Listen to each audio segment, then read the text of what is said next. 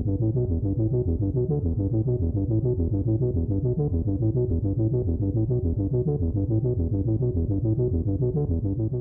my name is Dov Kelemer from DKE Toys. I run this business here that sells all sorts of toys, but right now we focus on resin action figures made by artists. I've been a toy collector since I was about 18.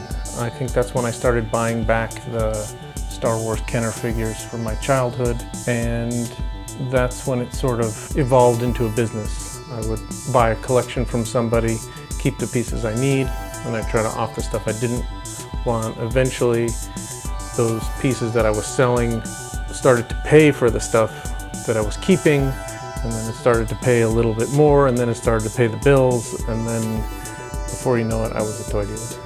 DKE Toys just stands for Dov Kelemer Enterprises. It was started as a business, like an umbrella, to do whatever I was doing and whatever I was interested in. It's evolved through the years. It started out doing vintage toys. It got into doing wholesale and closeouts at some point, and then that sort of morphed into designer toy distribution. In about 2016, I sold the designer toy distribution company to Dispersed, and then I sort of went on the convention circuit, which I was already doing for designer toy distribution, but instead focused on resin action figures, made by artists. In about 2004, 2005, I stumbled across an artist named the Sucklord, and he created this figure here called the Gay Empire. And I was heavily involved in designer toys, which designer toy market was mainly focused on vinyl and not resin. And resin was sort of like not that cool. But this guy out of New York City in Chinatown was making his own action figures, and it really spoke to me because the way I evolved into designer toys from traditional toys was the concept of a creator, and that there was an artist personality who was like imbued in this piece of art, and it wasn't about the property. You weren't buying it because it was Star Wars. You weren't buying it because it was Marvel. You were buying it because you liked the artist's work and you appreciated the aesthetics. And so this Gay Empire action figure sort of borrowed from pop culture. He had his own stamp, so it was an art toy, but it also made a political statement. It had sort of that wacky package product parody kind of feel to it. It had this sort of like Adbusters nature to it. It was sort of like firing on all cylinders. So it really spoke to me that this was a valid medium for artists to be expressing themselves in. So around 2010, a couple of artists, Killer Bootlegs and Healy Made, started releasing their own stuff, and they were involved in making toys before, but I think 2010 was when they started putting their own stuff out for sale, and there was a little bit of a backlash. People thought, oh, these guys are Sucklord ripoffs, but they really weren't. They had their own style, and this art form and this genre has sort of evolved to where, I think in my database, I think I have over 300 artists that we've worked with, and there's got to be more. So I would say there's probably maybe 400 or 500 artists in the scene who have chosen action figure as their medium, and that's the way that they express themselves. Like, some people paint and some people write music, some people make films. These guys and gals make action figures. In any given convention that we do, and we do 3 a year, we do our own virtual show called DKE Con right here in this booth on Zoom. We do San Diego Comic-Con and Designer Con in Anaheim. And for each show, we have about 40 artists who make finished product and send us, action figures for us to sell. And then we also help other artists, let's say like Ron English, who is, a fine artist and sells in galleries and makes his own toys. But we also help artists who would not normally make action figures in this scale be able to participate in this medium. In any given show, I would say we have creators from 8 to 10 different countries. I think overall there are artists, I would say, in at least 20 countries so far. I would have to sit down and try and pinpoint that on a map, but it's growing all the time.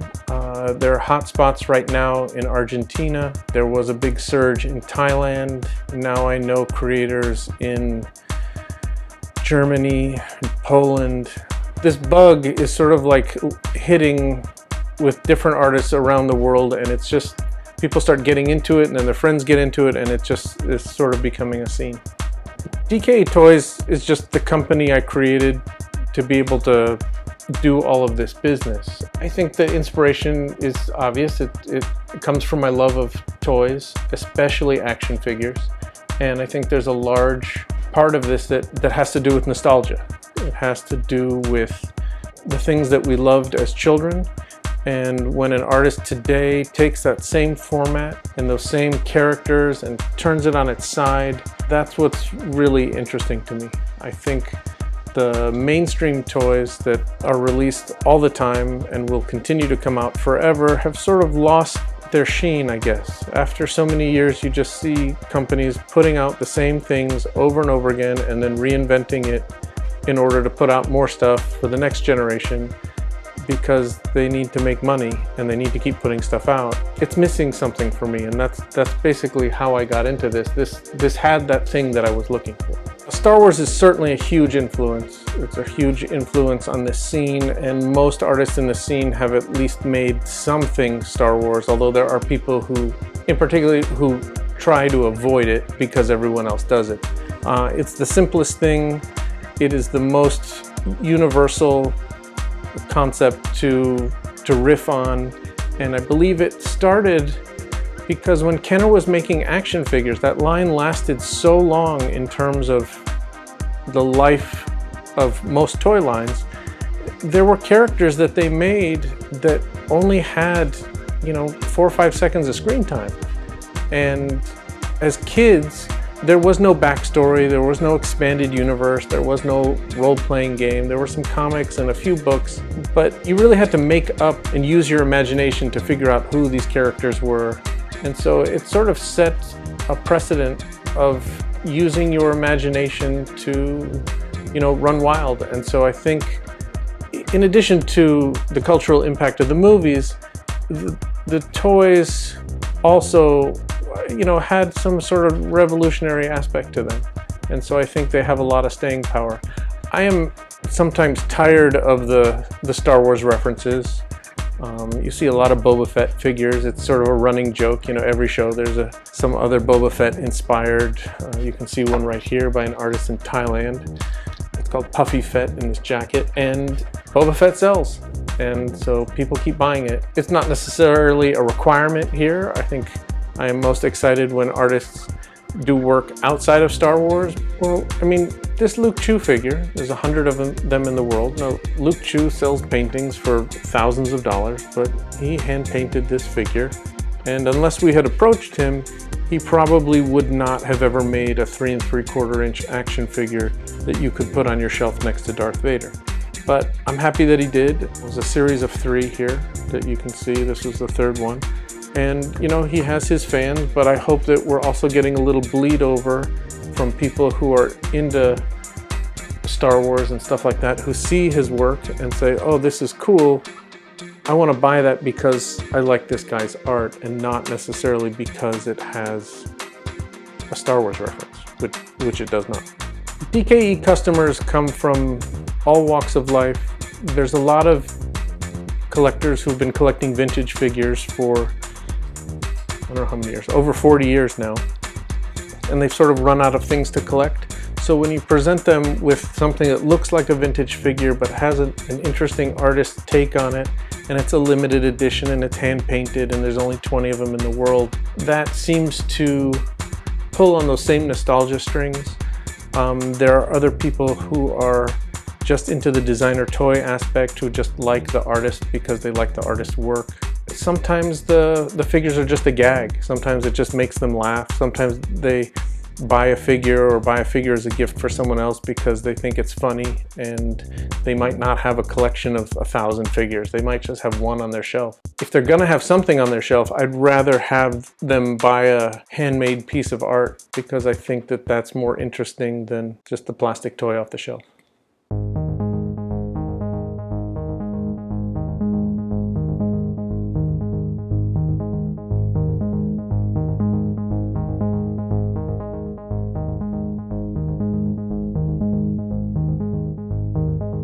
I enjoy what I do. I get to work with a lot of creative people. At the end of the day, though, it's still a business. I have work to do and bills to pay. I sold my distribution company in 2016 because I didn't want to maintain the warehouse and the half a dozen employees and the insurance and all of that kind of stuff. And we were distributing for 500 companies to, 2,000 customers in over 40 countries, and that got to be too much. And so I decided to sell that and focus on my family. And I was supposed to be like semi-retired, but now it seems like I'm working full-time again, doing these 3 shows a year. So it's a job. It's pretty cool, but sometimes like the toilet stops up and I have to fix it. So yeah, I'm the CEO of my own company, but sometimes I'm the janitor too. So the joke around here is that collecting is a disease, and I think I have the disease, and I'm also a facilitator and promoter to other diseased people. There's a lot of reasons that people collect. Humans at their core are resource gatherers, and it is possible that some of us get confused and think that these are resources to be gathered. And it's true. I mean, I'm a bad example because I've actually made money and supported myself collecting. Most people buying stuff are not afforded that opportunity. And a lot of people buy things, especially mainstream toys, often thinking that they're going to, retire on their, by selling their toy collection. And by the time someone thinks that something is collectible, it's usually not. You have to get into the game when it's not really a big deal. If you were collecting comics in the 80s, 70s, the 60s, and then today, you might have $1 million books. But if you're buying comics today with a hope to retire, that's rough. I mean, obviously there's going to be, if you're smart and prudent and make good decisions, there's going to be some good pieces out there that are going to appreciate and value, but the majority of the stuff doesn't. When it comes to the stuff we sell currently, I view all of this as art. And so when there's an edition of 20 of something, and after it sells out, it's very hard for it not to hold its value. Almost everything on the aftermarket is selling for more money. And the only reason it wouldn't is if someone just prices it low because they want to get rid of it. But people who wait can normally get their money out of it. But there's a lot of theories about collecting. Humans always want to identify themselves with something. They want to belong. I think, especially when you're growing up, whatever you're into, let's say you're not an athlete, right? But everyone else is in a little clique and they're athletes, but you're into comic books. And you have something that you can identify with your friends and talk about comic books or whatever it is. All the things that were considered nerdy back then are the coolest things to do now. So video games, cartoons, action figures, comic books, all of these things that you were considered like the 40-year-old virgin if you did these things when you were an adult, now kids are doing with their parents.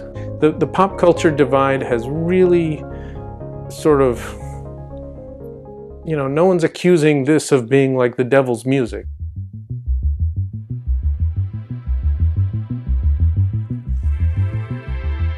I mainly consider myself a Star Wars art collector. Most of what I collect sort of falls under and into that category. Much of it's like art that's on the wall. Sometimes an artist uses a Star Wars theme in their work. Sometimes it's a piece of work of something that's been published, a magazine cover, trading card, or a comic book. I consider these action figures art also, and that sort of falls into Star Wars art. I have another sub-collection of political art with Star Wars references, and those are pieces where artists use a Star Wars theme to communicate a political idea. But everything generally comes back to art, and I've sort of veered away from things that are made by companies by committee.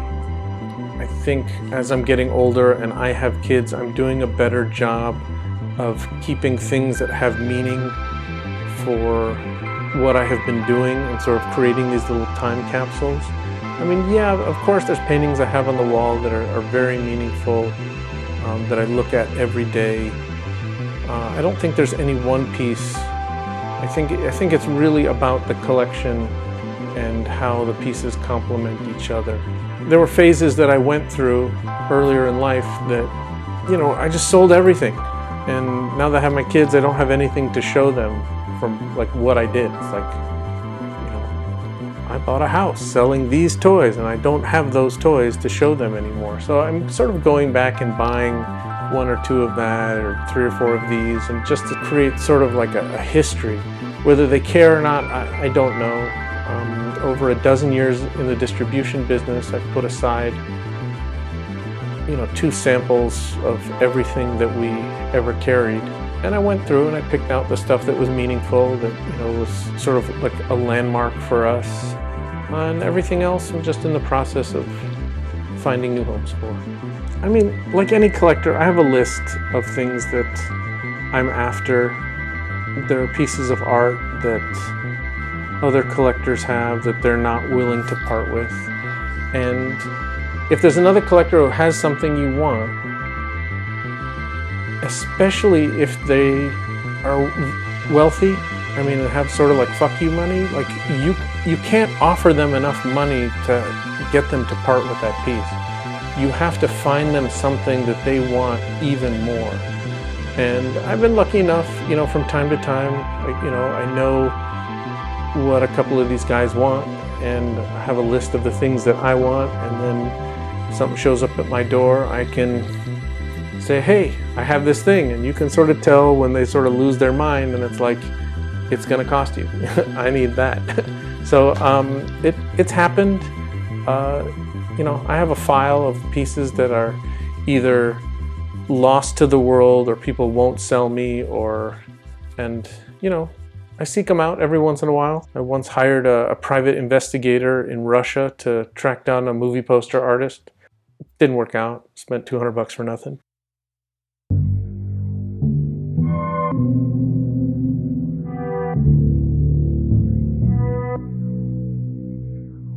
You can follow us at DKE Toys on most social media. Instagram is really the place currently as of 2022 where everything is posted. DKEtoys.com has links to our store, my contact information, and a whole lot of other information and history about the stuff that we've done, so check it out. It's hard to predict the future. I've sort of reinvented what I've done, you know, every 7 to 10 years. My wife can tell, you know, she says you're sort of having that itchy feeling again, like you want to start making moves. The business has evolved. I haven't gotten rid of everything else from the past. I still dabble in other things that, you know, I can sort of like pull the best from what I like and get rid of what I don't like. I think this medium of artist handmade action figures is here to stay and will last forever, and I think it will grow. What DKE is part of it, you know, I think we'll continue to do the conventions 3 times a year. It's fun and engaging. We are working on a book right now, which I hope in the next couple of years will be out, that will have examples of all of this kind of work for the world to see. But what the future actually holds, I don't know. New things happen all the time, and we just have to wait and see.